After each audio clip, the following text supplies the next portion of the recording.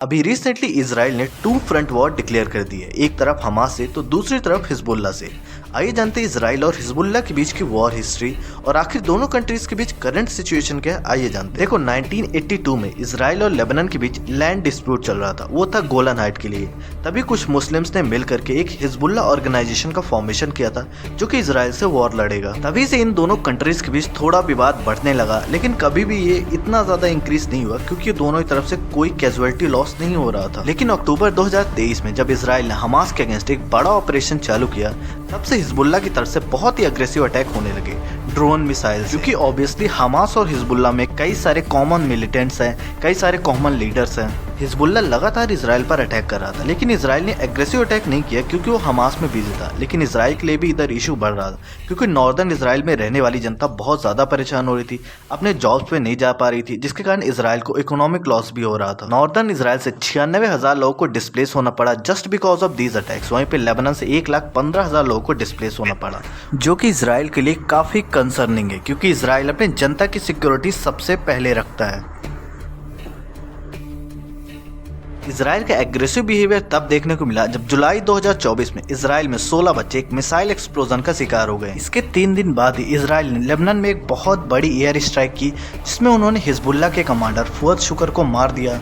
उसके कुछ ही समय बाद उन्होंने ईरान के तेहरान में एक बहुत बड़ी एयर स्ट्राइक की, जिसमें उन्होंने हमास के लीडर इस्माइल हानिया को मार दिया।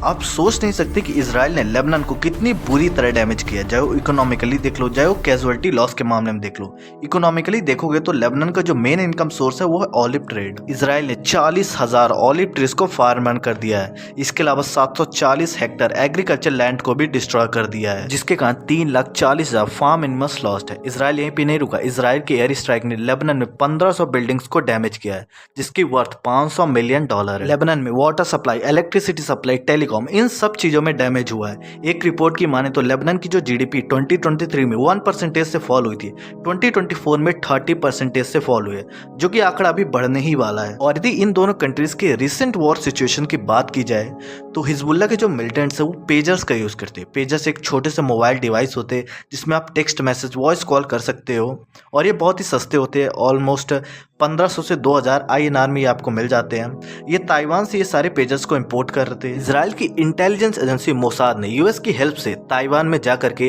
इन पेजर्स की मैन्युफैक्चरिंग में टेक्निकल चेंज कर दिया, जिसकी वजह से जब ये हिजबुल्लाह मिलिटेंट्स के हाथों में आया तो इस पर एक छोटा सा सायरन बजा, उसके बाद एक बहुत बड़ा ब्लास्ट हो गया, जिसकी वजह से हिजबुल्लाह के 300 मिलिटेंट्स बहुत ही बुरी तरह इंजर्ड हुए और लगभग 20-25 लोग तो मारे भी जा चुके हैं। बहुत ही पेनफुल मोमेंट रहा होगा। इसके बाद हिजबुल्लाह के मिलिटेंट्स इन सब चीजों से उभरते कि एक और बहुत बड़ा ब्लास्ट हो गया, वॉकी टॉकी मोबाइल। इसके बाद इसराइल यहीं पे नहीं रुका, इसराइल ने लेबनान की कैपिटल बेरूट में एक बहुत बड़ी एयर स्ट्राइक की, जिसमें उसने हिजबुल्लाह के 10 से 20 कमांडर्स को मरवा दिया, जो कि अभी तक का सबसे बड़ा इम्पैक्ट है हिजबुल्लाह के लिए।